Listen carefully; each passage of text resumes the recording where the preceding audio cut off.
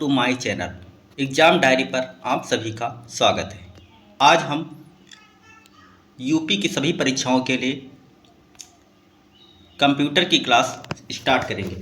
तो आज हम क्लास 1 के तहत कंप्यूटर से टॉप 50 क्वेश्चंस देखेंगे जो विभिन्न परीक्षाओं में पूछे गए और आगामी परीक्षाओं के लिए जो मोस्ट इम्पॉर्टेंट साबित होंगे।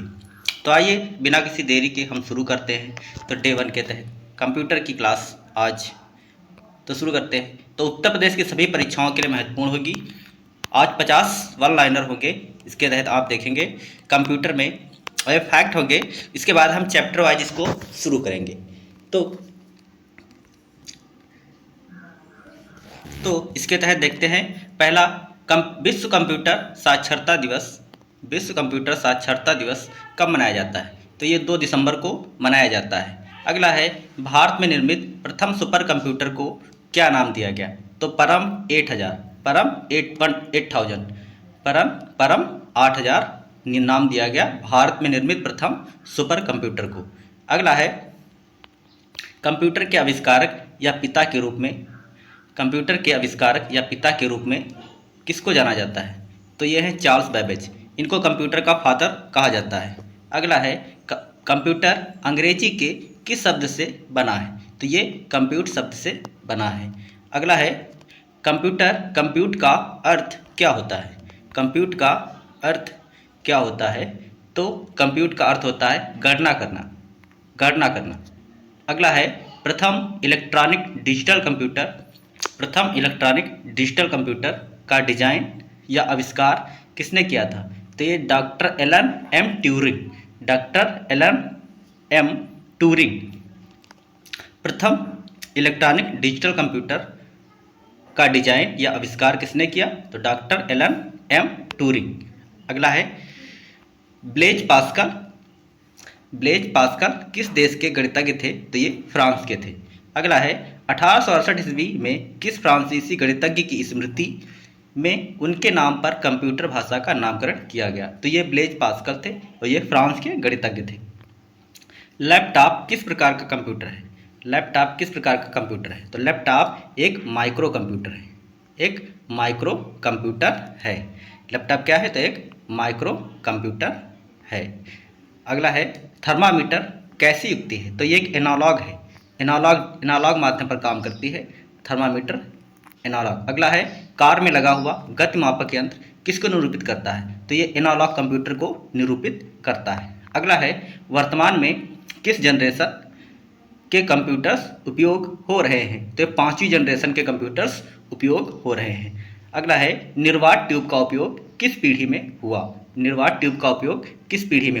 ये प्रथम पीढ़ी में हुआ। ट्रांजिस्टर की खोज किस पीढ़ी में हुई? तो ये 2वीं पीढ़ी में हुई। अगला है एकीकृत इंटीग्रेटेड सर्किट का उपयोग किस पीढ़ी में हुआ? तो ये 3वीं पीढ़ी में हुआ। अगला है कंप्यूटर की शक्ति मापी जाती है। तो ये कंप्यूटर की शक्ति मापी जाती है तो ये वर्ड लेंथ द्वारा मापी जाती है, वर्ड लेंथ। अगला है किस पीढ़ी के कंप्यूटर माइक्रो प्रोसेसर तकनीक का उपयोग करके विकसित किए गए? तो 4वीं पीढ़ी, ये 4वीं पीढ़ी लिखा है। 4वीं पीढ़ी के कंप्यूटर माइक्रो प्रोसेसर तकनीक का प्रयोग करके विकसित किए गए, 4वीं पीढ़ी। अगला है चौथी पीढ़ी के कंप्यूटरों के निर्माण में प्रयोग किया जाता है। तो ये माइक्रो प्रोसेसर प्रयोग किए जाते हैं। चौथी पीढ़ी के कंप्यूटर के निर्माण में माइक्रो प्रोसेसर का उपयोग किया जाता है। वह युक्ति जो कंप्यूटर का इस्तेमाल करता है उसे क्या कहते हैं? तो उपयोगकर्ता कहते हैं। सॉरी, वह व्यक्ति जो कंप्यूटर का इस्तेमाल करता है उसे उपयोगकर्ता कहा जाता है। आंकड़ा या डाटा को एक स्थान से दूसरे स्थान तक पहुंचाने का रूप क्या कहलाता है? तो ये सूचना है। जो आप डाटा को एक स्थान से दूसरे स्थान पहुंचाते हैं तो ये सूचना पहुंचाते हैं, इंफॉर्मेशन पहुंचाते हैं। अगला है कंप्यूटर की विशेषताएं क्या हैं? तो शुद्धता, गति और विश्वसनीयता, ये कंप्यूटर की विशेषताएं हैं। शुद्धता, गति और विश्वसनीयता। कंप्यूटर के लिए आईसी चिप्स प्रायः किस पदार्थ की बनी होती हैं? तो ये सिलिकॉन की बनी होती है। कंप्यूटरों के लिए आईसी चिप्स प्रायः किस चीज़ की बनी होती हैं? तो ये सिलिकॉन पदार्थ की बनी होती हैं। सिलिकॉन क्या है? तो एक सेमीकंडक्टर है, अर्धचालक है। भारत में सूचना क्रांति के जनक कौन माने जाते हैं? तो भारत में सूचना क्रांति के जनक राजीव गांधी जी माने जाते हैं। ये भारत के पूर्व प्रधानमंत्री रह चुके हैं। अगला है, गणना यंत्र अबेकस का आविष्कार किस देश में हुआ या किसने किया? तो ये चीन ने किया था। एसएमएस का फुल फॉर्म क्या है? तो एसएमएस का full form short messaging service है। शॉर्ट मैसेजिंग सर्विस एसएमएस का फुल फॉर्म हो जाएगा। अगला है, business at the rate the speed of thought पुस्तक किसने लिखी? तो बिल गेट्स ने लिखी थी। एनईएक की खोज किस पीढ़ी में हुई? तो ये प्रथम पीढ़ी के कंप्यूटर है, प्रथम पीढ़ी में हुई। अगला है, वीएलएसआई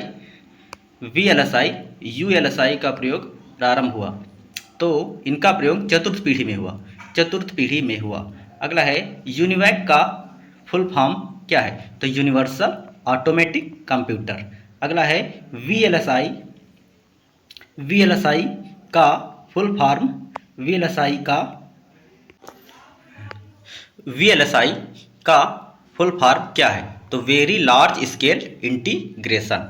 अगला है, यूएलएसआई का फुल फॉर्म क्या है? तो यूएलएसआई का full form ultra large scale integration.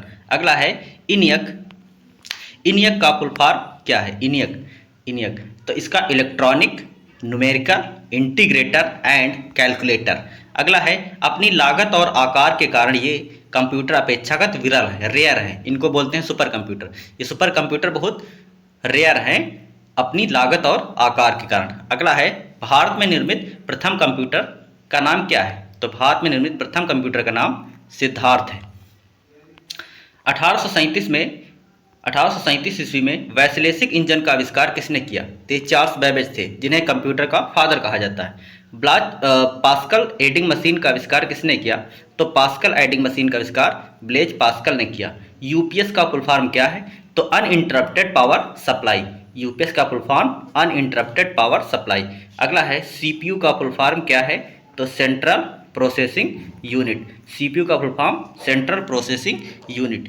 ALU का full form arithmetic logic unit. अगला है, जहां कंप्यूटर प्रोग्रामों और डेटा को स्टोर किया जाता है उसे क्या कहते हैं? तो वो स्टोरेज यूनिट होती है। स्टोरेज यूनिट, जहां पर कंप्यूटर प्रोग्रामों और डेटा को स्टोर किया जाता है। रोम का फुल फॉर्म क्या है? तो रोम का full form read only memory. Read only memory. अगला है, रैम का फुल फॉर्म क्या है? तो रैम का full form random access memory.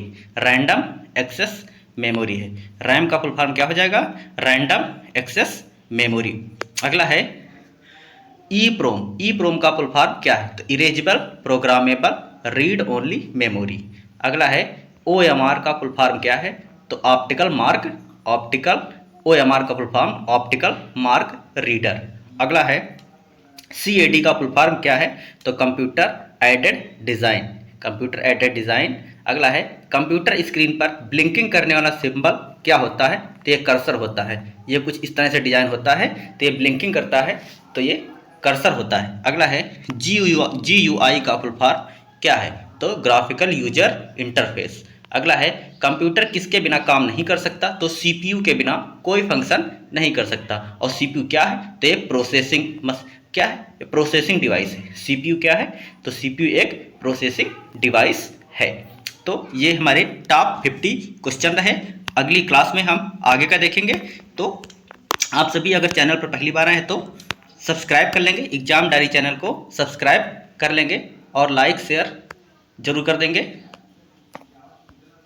Subscribe, share और लाइक जरूर करेंगे। धन्यवाद।